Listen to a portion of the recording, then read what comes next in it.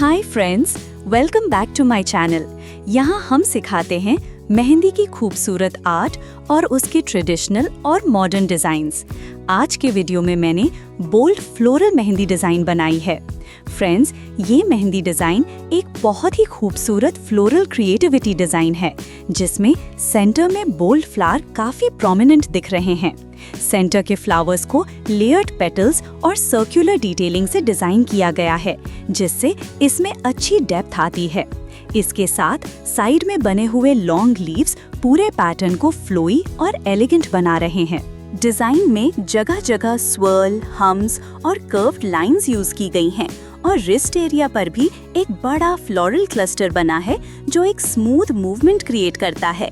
और फिंगर्स पर छोटे छोटे मोटिव्स और मिनिमल पैटर्न्स ऐड किए गए हैं, जिससे डिज़ाइन ज़्यादा हैवी नहीं लगता। नेट पैटर्न भी यूज किया गया है जो ट्रेडिशनल टच देता है और मॉडर्न लुक के साथ मिक्स होता है।